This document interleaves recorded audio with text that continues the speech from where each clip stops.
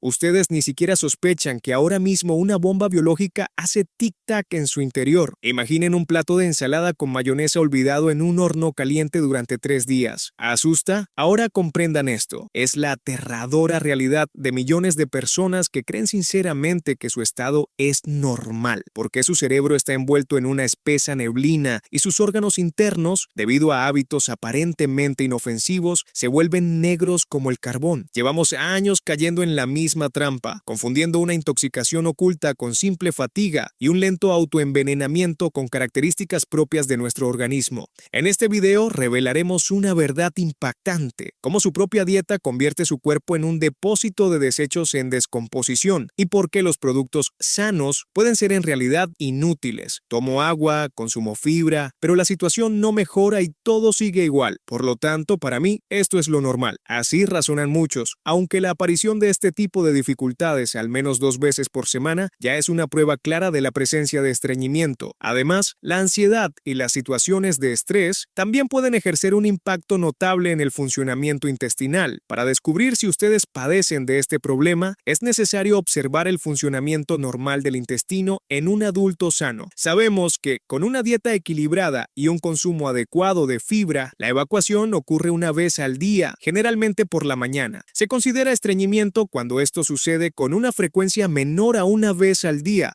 Además, la medicina establece que incluso con visitas diarias al baño, una consistencia demasiado dura, la necesidad de hacer un gran esfuerzo, la sensación de evacuación incompleta o de que el proceso ha quedado a medias, se clasifican indudablemente como estreñimiento. A menudo los pacientes objetan: escuche, yo voy al baño y esa sensación de no haberme vaciado por completo o las heces duras no me ocurren siempre. Pero la realidad es que si estos síntomas se presentan al menos 2 veces por semana, ya se diagnostica como estreñimiento. Resulta que si aplicamos criterios estrictamente médicos para evaluar estas anomalías, descubriremos este problema en una cantidad colosal de personas. A menudo surge la duda: ¿tal vez no sea nada crítico? Bueno, fui al baño una vez en la semana con demasiado esfuerzo, otra vez tardé demasiado, luego me salté un día después del viernes, y al día siguiente sentí que no había salido todo. ¿Acaso no es una variante de la normalidad, ya que muchos viven así? Si estas visitas irregulares al baño no se castigaran con un deterioro de la salud, ni siquiera hablaríamos del estreñimiento. Pero dado que incluso una alteración de un solo día o un ligero esfuerzo conllevan graves consecuencias, este tema se discute constantemente. Cuando el tiempo de tránsito de las masas por el intestino se reduce y se vuelve más lento, todos los procesos internos, lógicamente, comienzan a frenarse. Como resultado, los alimentos que ingresan a nuestro organismo no se quedan allí por 24 horas, sino por 48 o incluso 72 horas. Imaginen qué ocurre con esa comida retenida en nuestro interior a una temperatura de casi 40 grados durante 3 días enteros. Usemos la imaginación.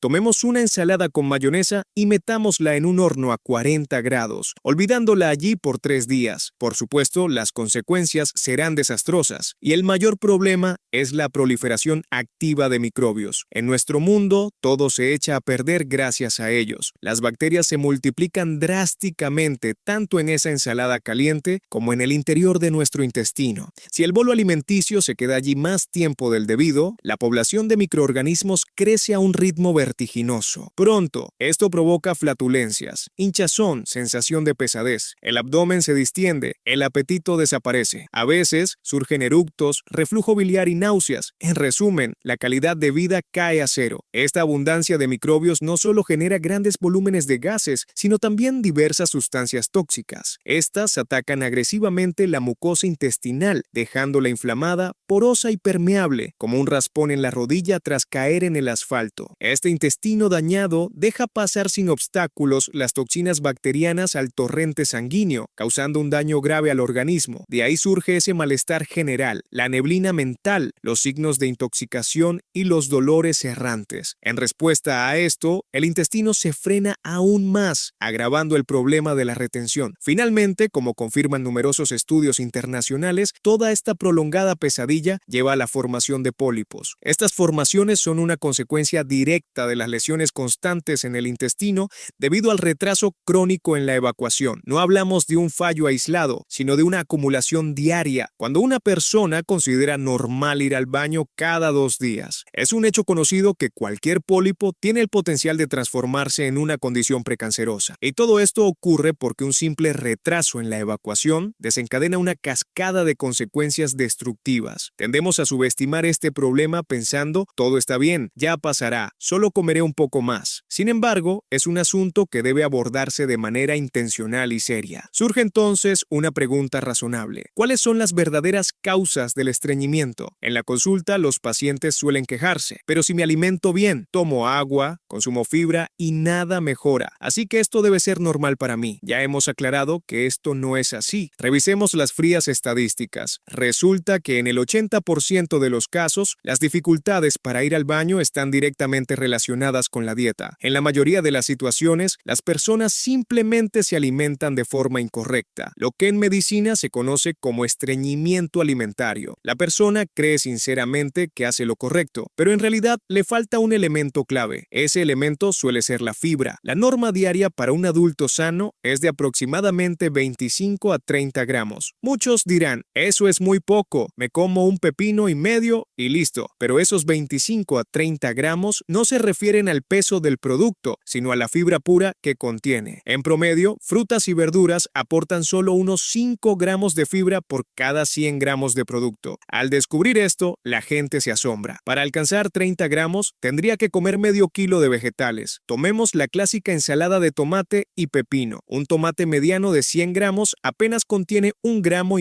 de fibra. Un pepino del mismo tamaño aporta solo medio gramo. En total, al comer 200 gramos de ensalada, obtenemos solo 2 gramos de fibra. Resulta que consumimos productos que son básicamente agua sólida. ¿Qué más solemos comer? Las papas son puro almidón. La fibra está en la cáscara que solemos pelar. Los plátanos también son almidón. La fibra se queda en la cáscara que tiramos a la basura. Las uvas son azúcar y fructosa. Así que, a pesar de consumir grandes volúmenes de comida, seguimos en un déficit de fibra. Esta es la principal causa del desarrollo del estreñimiento. Pero existen otros factores, como los medicamentos. Sabemos con certeza qué pastillas afectan al intestino. Los remedios para la acidez casi siempre generan problemas. Ciertos antibióticos frenan el movimiento intestinal y los medicamentos cardiológicos de uso prolongado disminuyen el tono de la musculatura intestinal, ralentizando el proceso. También existen fármacos para la ansiedad, la depresión o el insomnio que tienen un efecto inhibidor. Como pueden ver, la mayoría de los medicamentos comunes tienen este efecto secundario. Por otro lado, la ansiedad y el estrés afectan profundamente al intestino. A causa de la tensión nerviosa, la velocidad del intestino puede aumentar drásticamente provocando diarrea, lo que en medicina se conoce como excitabilidad neurogénica del intestino. Sin embargo, también es posible la reacción opuesta. Una persona cae en depresión, se siente mal y todo en su organismo se ralentiza. Si además intenta calmar el estrés comiendo un chocolate, el freno es doble. Para estimular el intestino en momentos de estrés, es críticamente importante consumir la cantidad adecuada de fibra. Un déficit de fibra sumado a los nervios es garantía de un desastre. El camino de una persona promedio suele comenzar en Internet, buscando soluciones fáciles. Existen opciones como los laxantes, pero tienen grandes peligros. Tomemos los enemas. Son útiles,